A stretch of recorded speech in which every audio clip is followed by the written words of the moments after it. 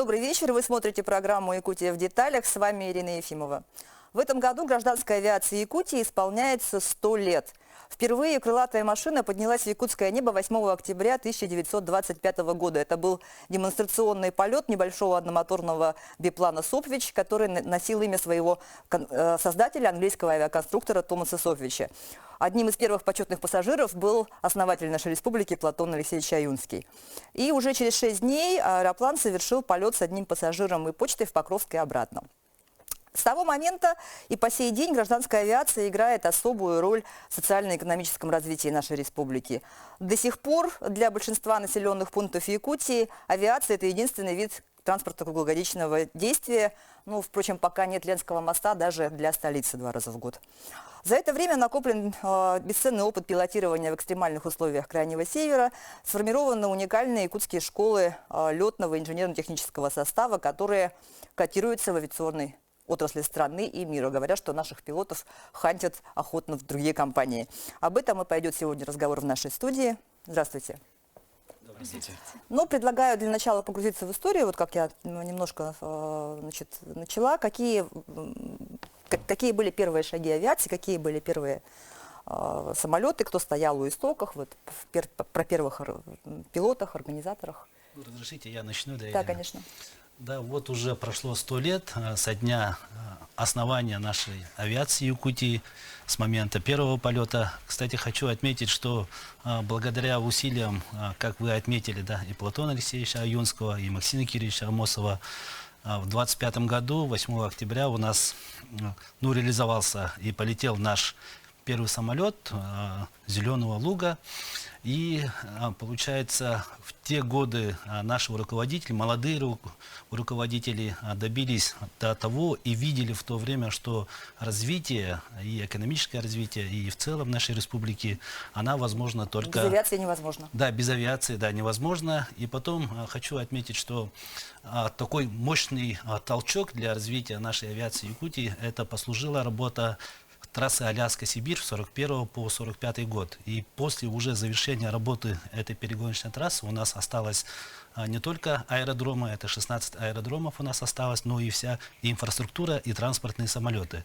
И наши руководители уже после уже Великой Отечественной войны, это были практически, все руководители, это были все практически участниками перегоночной трассы Аляска-Сибирь, в том числе и Валерий Ильич Кузьмин, это наша легендарная личность, который внес огромный вклад в становление и развитие авиации Якутии. И хочу отметить, что с нами вместе Корнилов Илья Федорович, который вместе работал с Валерием Ильичем Кузьминым.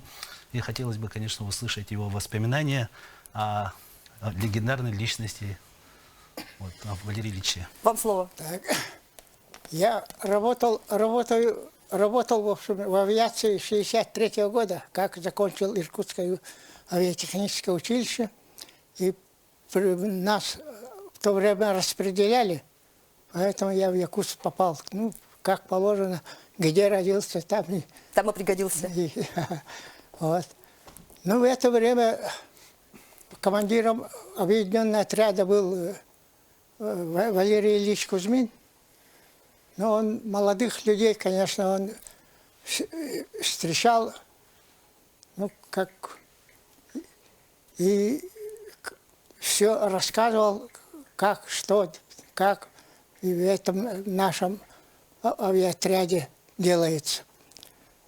Таким образом я ввелся в работу, и 35 лет отработал я авиатехником здесь, в аэропорту Якутска.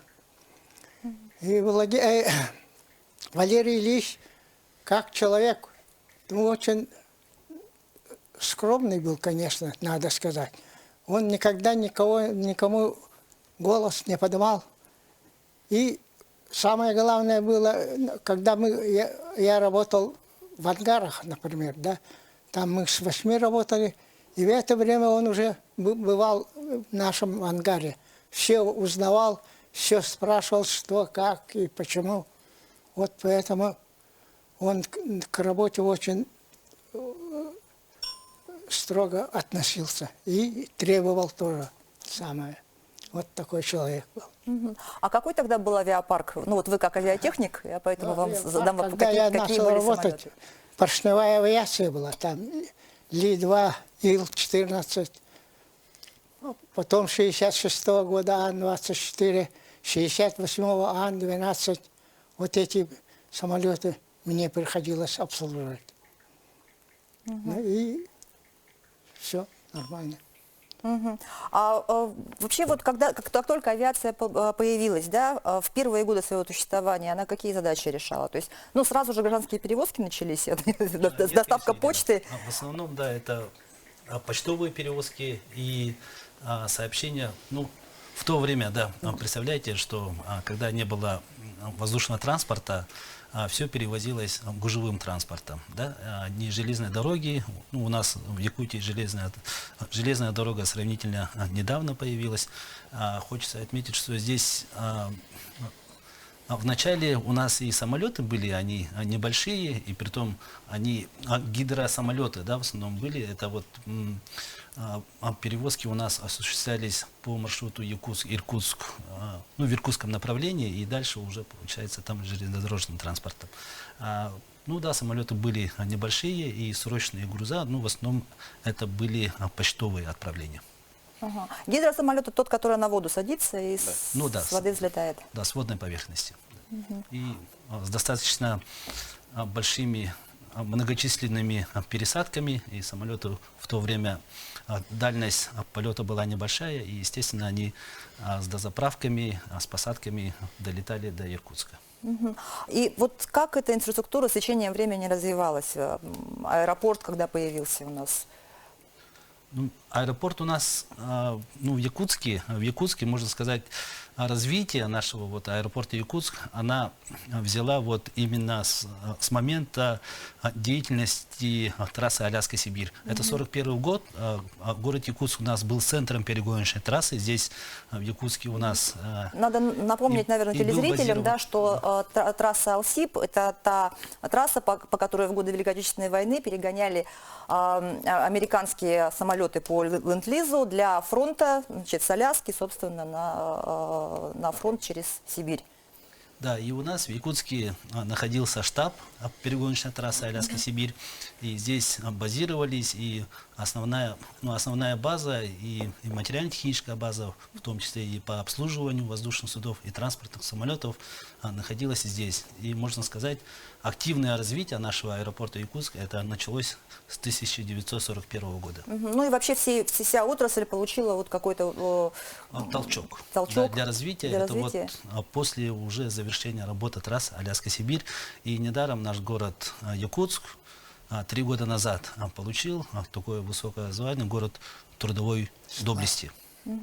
Это благодаря вот тому, что в нашем городе базировалась и был штабом перегоночной трассы Аляска-Сибирь. Мгм. И тогда уже начали появляться вот, ну, самолеты, которые более...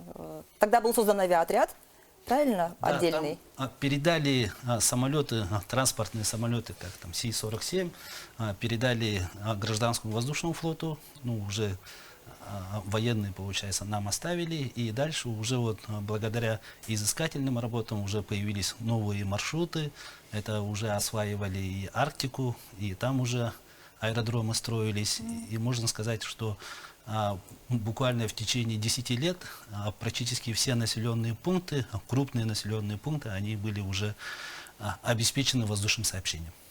Я бы хотел немножко продолжить Да, по поводу как раз создания нашей авиации и ее такое большое значение в период Великой Отечественной войны. Это, конечно же, строительство аэродромов. Вот по всей трассе Анадырь-Красноярск было построено, как уже сказал Осян Николаевич, 16 аэродромов. И вот это вот как раз толчок и послужил в последующем развитию авиации с большой силой. То есть сеть этих аэропортов, она и повлияла на развитие авиации Якутии. Помимо того, что были основные аэродромы построены, кроме того, еще же планировались запасные аэродромы, которые могли обеспечить посадку воздушных судов в определенных условиях. Это вот сложные метеоусловия. Допустим, если какие-то обстоятельства были нестандартные для выполнения полета. вот, допустим, там обледенение или еще что-то. Поэтому были и сети запасных аэродромов. И вот мне как раз и удалось поработать в 1972 году, я начал работать в авиации Якутии в аэропорту Алекминск. Это как раз был один из аэропортов, который принимал на посадку вот эти вот наши воздушные суда. Всего, если мне память не изменяет, было по трассе Аляска-Сибирь направлено на фронт где-то более 8 тысяч воздушных судов разных типов. Это аэрокобры, бомбардировщики. И как раз вот я поработал с Валерием Ильичем Кузьминым, в свое время Юрием Петровичем Яковлевым, который у нас занимался перегонкой воздушных судов. Значит, интересные люди.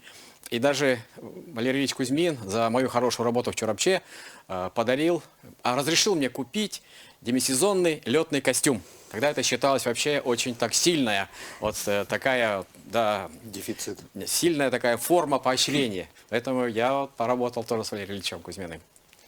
Это форма, получается, какая-то Это форма особая? демисезонная, значит, которую выдавали только вертолетчикам и отдельным категориям пилотов.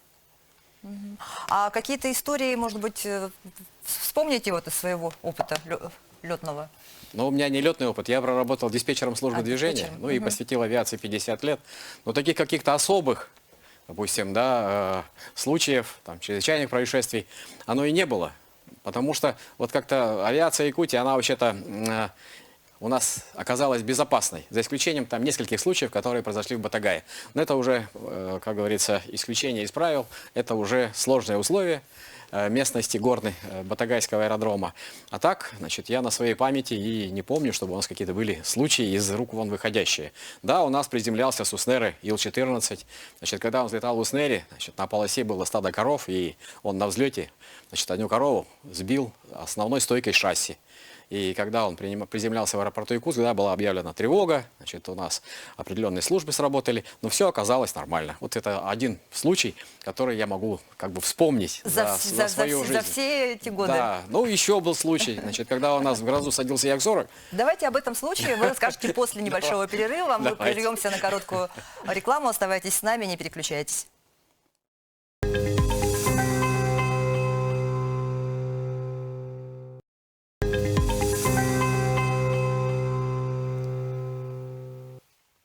Это «Якутия в деталях». Мы говорим о столетии гражданской авиации в Якутии. Перед тем, как уйти на перерыв, Евгений Андреевич начал рассказывать историю. Продолжайте, пожалуйста. Да, ну история была, в принципе, она такая не сильно уже и сложная.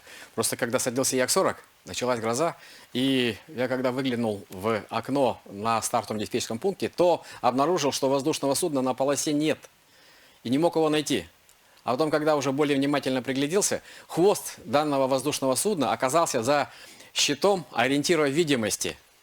Ну и все стало понятно, что он выкатился, значит, с полосы, но все обошлось благополучно, пассажиров мы высадили в автобус, увезли, самолет отбуксировали. Ага. И мне кажется, что Илья Федорович тоже что-то вспомнил, да? Ну, бывали эти, даже в 60-х годах, Ил-18 у нас же здесь выкатился, да? Помните, наверное? Надо, Да. может быть, эти случаи-то все и перебирать. Ирина, а можно я дополню? Да, конечно. Случай с летным костюмом тоже мне вспомнился. У меня отец всю жизнь проработал в авиации, он авиатехник. И в зиму ему тоже выдали вот этот летный костюм, унты, куртку, штаны. И для нас, для детей в то время это было настолько, вот этот костюм, как экспонат в музее, и даже одноклассники приходили на него посмотреть. Олег Викторович что-то молчит. Ну, я знаю отца, Ольга Александровна, он инженер уже, не техник. Я сам тоже инженер по авиационному радиоэлектронному оборудованию. Закончил Московский гостехуниверситет в 99 году, вернулся сюда. И с тех пор работаю в авиации Якутии. Ну, что еще сказать? Вот про Алсиб, да? В 22 году мы праздновали 80-летие. У нас очень, наша авиационная общественность, она такая сплоченная. Вот, и с руководителями авиапредприятий, аэропортов у нас очень тесные связи. Поэтому мы здесь все авиаторы как-то плотно работаем. И действительно, вот хочу дополнить Арсений Николаевич, что именно вот Алсиб дал тот толчок авиации Якутии, что она начала очень интенсивно развиваться. То есть эти аэропорты, которые были построены. Далее у нас же здесь находили ну, определенные полезные ископаемые, как и алмазы. Вот у нас и медь же была, да, и золото, и серебро. Всё у нас и, есть. Да, и рядышком с этими месторождениями обязательно строили аэропорты, да, вот Депутатский, Кулар, золото. Поэтому вот это дало действительно толчок. И появились воздушные суда, уже они с большей такой пассажировместимостью. Вот DC-3 изначально использовался для перевозки экипажей, потом на его базе сделали Ли-2, да, вот. И уже на Ли-2 начали выполнять пассажирские грузовые перевозки. И все это пошло развиваться. Ну и, естественно, после войны, еще во времена Сталина, все равно мы страну подняли довольно-таки быстро.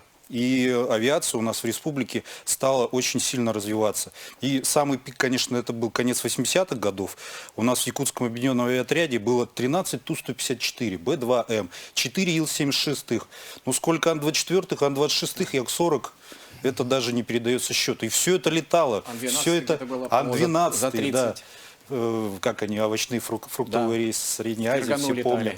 Да, вот, действительно, авиация в Якутии, ну, она, по-моему, второй у нас по численности была авиаотряд, ну, по крайней мере, по вертолетам. Ну, и в настоящее время все равно авиация Якутии, она у нас успешно работает. У нас на территории республики находится 4 эксплуатанта, выполняющих коммерческие воздушные перевозки. Дополнительно к ним еще 3. Давайте перечислим этих 4. Ну, это, конечно, флагман у нас авиакомпания «Якутия». У нас очень большая авиакомпания «Полярные авиалинии». У них очень большой вертолетный парк. Авиакомпания «Алроса». И на юге, в Чурмане, у нас базируется производственно-коммерческое авиационное предприятие «Дельта-К». У них Ан-2 и Ми-8. Вот. И еще 3 у нас есть эксплуатанты, выполняющие авиационные работы, в том числе одна у нас есть организация, которая выполняет авиационные работы на беспилотниках, РЦТИ. Вот вообще какое состояние, ну вот Можно я какое... добавлю, Ирина? Вот, как раз Олег Викторовича. Я, поскольку работал диспетчером службы движения, и у нас за смену, значит, доходило количество самолетов вылетов до 60. А если, допустим... А смена это сколько часов? Смена это 8 часов. Утро, день, ночь. Ну, ночная смена 10 часов. Ну, ночная смена была чуть поменьше, но ночную смену мы принимали в основном АН-12 и Ил-18. Но если, допустим, закрывался аэродром Магадан, то вот эти Ил-18, которые летали на Магадан, они все стояли у нас на рулежной дорожке, на так называемой рулежной дорожке номер 1 в аэропорту Якутск. Значит, пассажиров, как всегда, был полный аэровокзал, но тем не менее мы справлялись. И я, когда приходил домой, жена обычно: а что ты молчишь? А как будешь разговаривать, когда у тебя язык во рту почти опух? То есть он настолько наговорил за смену, за эти 60 самолетов вылетов, что уже и говорить не хочется. Ну вот на сегодняшний день какое у нас состояние в гражданской авиации? Вот мы поговорили про развитие, про расцвет, да, в 80-х. Сейчас как дела обстоят? Да, Ирина, позвольте, да, вот действительно за прошедший 100-летний период колоссальная работа проделана. Это и реконструкция аэропортовых комплексов, реконструкция авиационных посадочных площадок, реализуются программы субсидирования авиаперевозок. И вот за всем этим, за этой работой стоят люди. И как говорят авиаторы, что в авиации нет случайных людей. И сейчас, несмотря на то, что мы пережили пандемию, на то, что авиапредприятия все, не только наши авиаперевозчики, да, но и российские авиакомпании столкнулись с санкционными ограничениями, в принципе, авиационная отрасль продолжает стабильно работать. И наши авиакомпании находятся в удовлетворительном состоянии и обеспечивают перевозками населения республики. У нас, кстати, есть материал о малой авиации. Давайте посмотрим. Батагай – это один из тех арктических населенных пунктов, попасть в который возможно только по воздуху, а конкретно рейсами полярные авиалинии. И учитывая, что летают они 5 раз в неделю, а это, между прочим, одно из самых популярных направлений полярников, так вот, учитывая, что летают они 5 раз в неделю, всегда загружены и пассажирами, и багажом, можно сказать, что вот такие вот небольшие воздушные судна и являются связью между далекой Арктикой и Большой Землей. А еще именно в Батагае когда-то началась история компании «Полярные авиалинии». И именно здесь на сегодня расположен самый крупный аэропорт в арктической зоне Якутии. На базе у меня 3 вертолета. вот, пожалуйста, который обеспечивает полеты в 5 районах. Это Ивано-Батентай, Верхоянский район, Устьянский. Полеты бывают Алайсковский, Абыйские районы. Также мы выполняем социально значимые рейсы.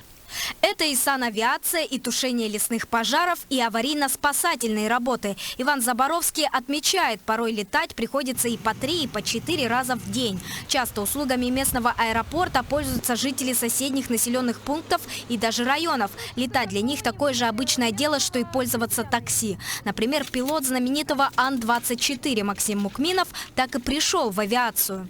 Я родом из Батагая, где мы сейчас и находимся, и 9 месяцев в году сообщение со столицей нашей республики ведется только воздушным транспортом.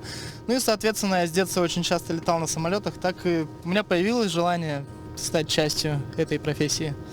Как сообщают представители авиакомпании, с каждым годом они наблюдают повышение транспортной подвижности местного населения. Иными словами, все больше и больше людей обращаются за услугами авиаперевозок. Все благодаря республиканскому субсидированию перелетов.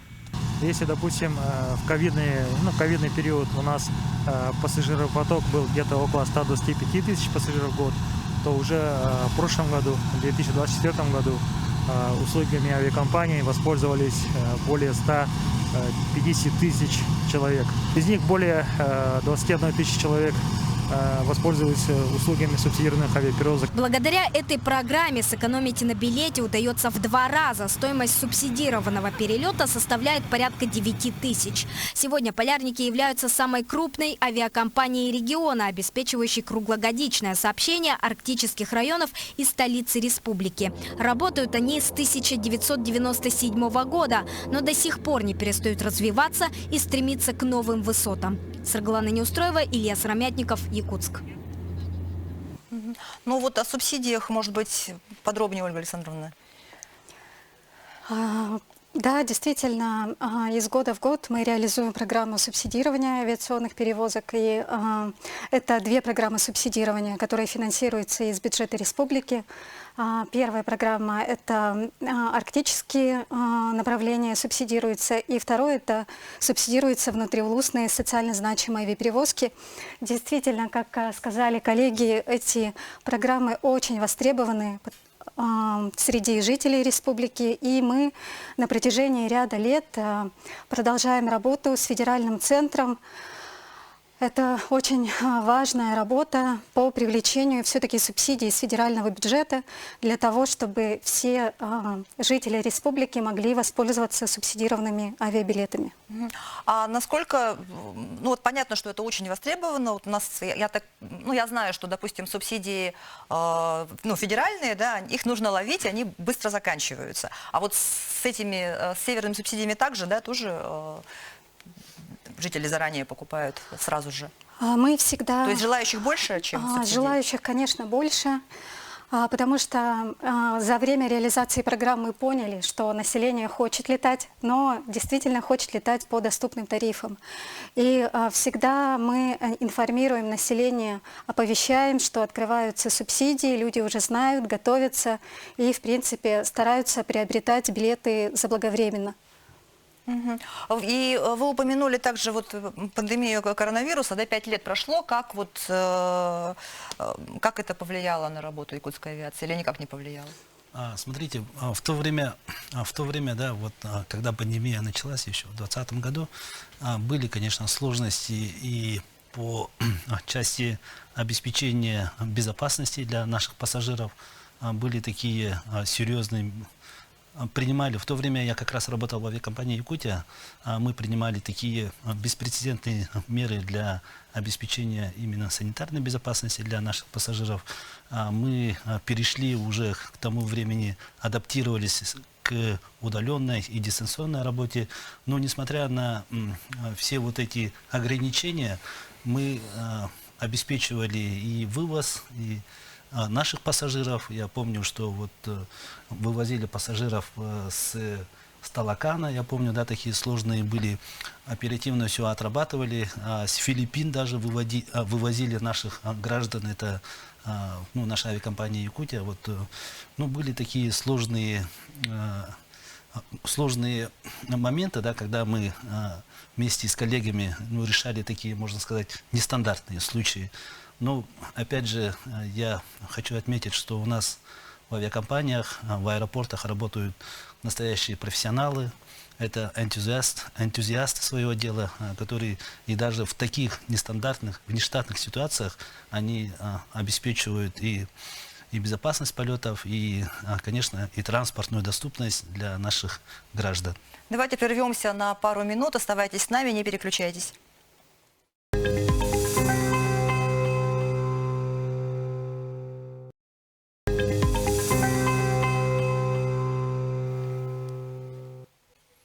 Это «Якутия в деталях». Мы говорим о столетии гражданской авиации в Якутии.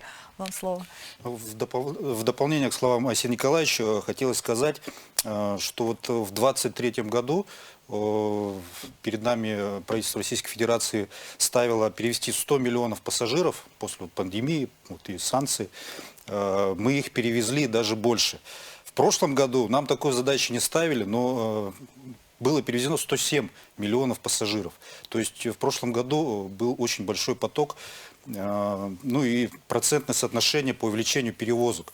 У нас в Якутии, к сожалению, после 2022 года авиакомпания Якутии, авиакомпания «Алрос» используют воздушные суда иностранного производства. Ну и есть определенные проблемы небольшие. И поэтому авиакомпания «Алрос» приняла решение выполнять для себя рейсы, и, соответственно, у них упал налет. У авиакомпании «Якутия» тоже вышел из парка одно воздушное судно, и у них идет уменьшение. Но полярные авиалинии, как вот Станислав говорил, в прошлом году у них там очень хороший прирост именно по перевозке пассажиров внутри республики. Ну, еще хочу сказать, что у нас летают авиакомпании из других регионов.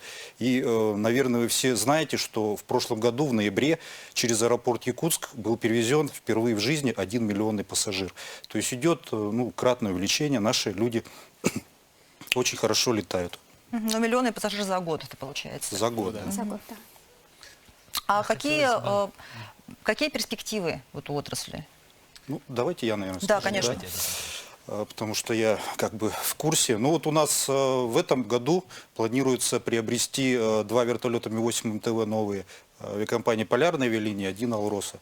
Сейчас у нас Ми-8 в дефиците большом, и поэтому это большая удача. Также по реконструкциям. Уже проведены реконструкции очень многих аэропортов. Сейчас приоритетно по реконструкции мы выделяем аэропорт Зырянки. К сожалению, Колыма с каждым годом там отнимает у аэропорта землю с переносом на новое место. Также мы планируем закончить реконструкцию аэропорта Полярный и начать вторую очередь. Ну, также мы надеемся, что и Нюрба будет дореконструирована, и аэропорт Алекминск. И с этого года вводится новая программа по капремонту именно действующих полос. Ну, это немножко не так затратно, как реконструкции. И в этом году, по-моему, 11 аэропортов будет на территории республики начато капитальный ремонт. По воздушным судам все-таки мы надеемся, что «Ладога» ТРВС-44 будет разработан, потому что вот столкнулись с такой проблемой. Очень не хватает в стране у нас Ан-26, именно грузовых воздушных судов. У них очень большой объем работы по республике. 2 года назад, по-моему, один Ан-26 оснастили оборудованием по вызову осадков. Вот, и у нас пожарная обстановка улучшилась. И столкнулись с такой проблемой, что лидирующее воздушное судно у полярных авиалиний, у нее возраст 50 лет максимальный. И сейчас ждем сервисный бюллетень по увеличению ресурса до 60 лет. Поэтому надеемся, что «Ладога» через 2-3 года выйдет. Это высокоплан, который именно на наши грунтовые полосы более пригоден. Так что мы только ждем и развиваемся, ждем и все делаем для того, чтобы все-таки наша авиация Якутии летала, ну и, соответственно, безопасно. А позвольте, небольшое дополнение. И вот если вы спросили о перспективах развития, то в целом мы видим развитие, в дальнейшем развитии, извиняюсь за тавтологию, единой дальневосточной авиакомпании, в обновлении флота и наращивании объема перевозок авиакомпании Якутии в составе единой дальневосточной авиакомпании. Все-таки развитие региональных авиаперевозок неразрывно связано с авиакомпанией «Аврора», единой дальневосточной авиакомпании. Спасибо. Ну, дополнение небольшое. Авиакомпания «Якутия» в рамках единой дальневосточной компании перевозит 40% всех вот рейсов авиакомпании «Аврора». Но это большие цифры. Мы говорим, неоднократно вы в студии говорили о том, что в отрасли работают профессионалы, действительно, да? Вот это утверждение о том, что наши авиаторы действительно имеют такой уникальный опыт, что могут работать где угодно, это правда ведь? Это да, абсолютная правда. И то, что вы вначале, Ирина, отметили, что за нашими летчиками, пилотами действительно стоит очередь, это тоже правда. Но у нас, ну, как я знаю, да, когда вот и в полярных авиалиниях работал, и в авиакомпании «Якутия», когда работал, я непосредственно как бы, ну, лично со всеми летчиками, с нашими я знаком, но со всей ответственностью я могу заявить, что наши пилоты любят нашу родную Якутию. И хочется отметить, что наши летчики, они действительно профессионалы своего дела, и даже в таких суровых климатических условиях они выполняют и обеспечивают безопасные воздушные перевозки, так можно сказать. Да. Василий Николаевич, так же, как и наземный, да, авиационно-технический персонал, служба тоже гоняются за ними. Авиационная служба, да, потому что в таких, ну, в условиях низких температур принять и обслужить воздушное судно – это колоссальный труд. Это тоже очень непросто. А скажите, вот мы почти, когда с каждыми представителями любой отрасли разговариваем, все отмечают, что есть проблема с кадрами. Вот есть ли проблема с кадрами в авиации или нету? Давайте я, наверное, скажу. Была очень острая проблема с кадрами, она сейчас остается, но у нас все-таки здесь есть Якутское авиационно-техническое училище гражданской авиации, которое готовит и пилотов. И вот авиакомпания «Полярная авиалиния» буквально года 3 назад, они испытывали очень большой кадровый дефицит именно в вертолетчиках пилотов. Сейчас у них уже ребята с нашего училища в командиры ввелись, и такой недостаток сократился. Знаю, конечно, есть недостаток инженерно-технической службы авиапредприятий и у полярных авиалиний, у авиакомпании «Якутия», ну и у «Алросы» тоже. Поэтому есть кадровый дефицит, но не такой, как вот буквально года 3 назад. То есть, если бы у нас не было училища... И еще я хочу сказать по пилотам. Лет 5, наверное, назад, то есть и в Китае брали, очень не хватало пилотов. А сейчас даже некоторые просятся с других регионов, устройте там на Ан-24 и так далее. То есть сейчас с пилотами, в принципе, такого кадрового дефицита особо нет. Пожалуйста. Я бы хотел добавить по службе движения, по диспетчерскому составу. Если, допустим, взять наш базовый, это укрупненный центр в Якутске, то, конечно же, здесь у нас недостатков в диспетчерском составе нет. То есть мы можем набрать кадры, они готовы. Но по северам, мы так говорим по аэродромам севера, там, конечно же, есть у нас проблемы. Нам необходимо готовить кадры туда, и, значит, эти кадры нам необходимо готовить здесь на месте. Поэтому вот Павел Иванович Прокопьев, у нас Якутское техническое училище, летно-техническое училище, пытался открыть отделение диспетчеров, но пока у него не получилось. Но мы ждем, что когда-то все-таки это случится, и именно это училище, вернее, летно-техническое училище будет готовить кадры для службы движения, то есть для северных аэродромов, аэропортов. А сейчас в этом училище можно какие профессии получить? Сейчас вот в настоящий момент, в этом году, я знаю, набор будет на пилотов, это летная эксплуатация воздушных судов, техники, механики, техники, прибористы. И в этом году планируется еще новая группа. Это метеорологическое обеспечение полетов. Метеорологов у нас, к сожалению, не хватает. И нынче решили открыть новую специальность. Это метеорология, да, по-моему, так называется. И организация, не организация, а строительство аэродромов и автомобильных дорог. Но еще у них есть там организация воздушных перевозок, причем наши в основном девушки проходили практику в Сочи, и многие сейчас остались работать в Сочи с нашего училища. Это как обидно немножко. Да, небольшое дополнение тоже. Да, у нас еще есть такая добрая, хорошая тенденция, положительная очень. региональные авиаперевозчики, вот полярные авиалинии, Якутия, да, наше авиационное училище, они очень открыты. И если, допустим, кто-то обращается, представители школ и даже детского садика, у нас был такой случай, для того, чтобы, допустим, пришел пилот, да, вот в группу, либо рассказал об этой профессии, либо провести экскурсию, всегда открыты. И вот с таким отношением, я думаю, в ближайшем будущем у нас дефицита кадров не будет. Это была программа «Якутия в деталях». Меня зовут Ирина Ефимова. Смотрите нашу программу на телеканале «Якутия-24» по будням в 19:15. Расскажем обо всем в деталях.